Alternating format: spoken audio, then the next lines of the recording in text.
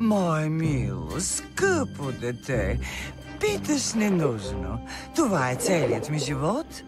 Помагам на злощастни морски създания като теб. Изгубени души, които нямат към кого да се обърнат.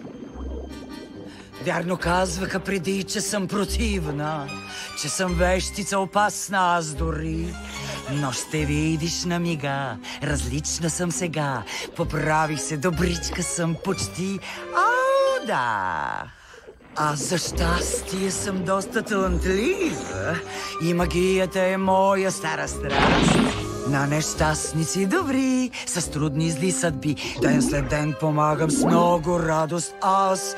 Горките губя своя живот в печал, в тъга.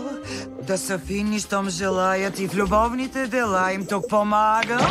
На часа погубват своя живот в тъма и в студ. Край казана ми тълпи крещят. Кой ще ви спаси? Метод имам, аз пръчат. Ако сделка нарушат и дълга си не платят, наказвам целия нещастен техен род. Мрънкат някой от страх, но ще се моля аз за тях, щом погубят своя живот. Не, Ариел! Договорихме ли се? Ако стана човек, вече никога няма да видя татко и сестрите си. Това е така. Но ще имаш съпруг. В живота има трудни избори, нали? О, има още само една подробност. Не сме обсъдили въпроса с плащането. За всичко се плаща, нали? Но аз нямам нищо. Не искам много. Само малък знак на признателност. Незначителна дреболия. Искам да ми дадеш твоя глас.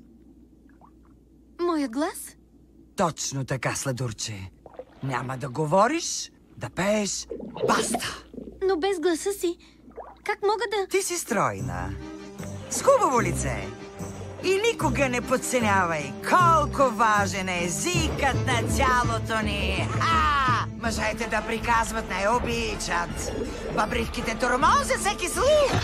Щом си търсиш ти съпруг, не да издава нито звук. Помни за думи, мила, всеки мъж е глух. Ти знай, че с разговор не би го впечатлила.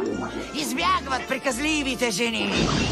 Би се влюбил той след миг, сам в твоя поглед мил. Печелиш, щом мълчи си скромно ти. Не дай погубва своя живот. Шо седи?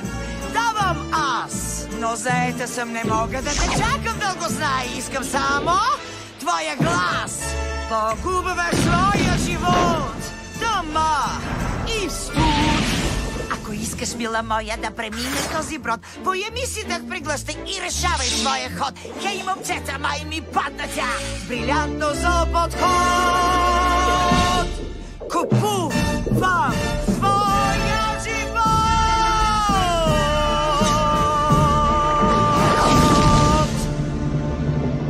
Черупки на дупки в морска пенлива вода.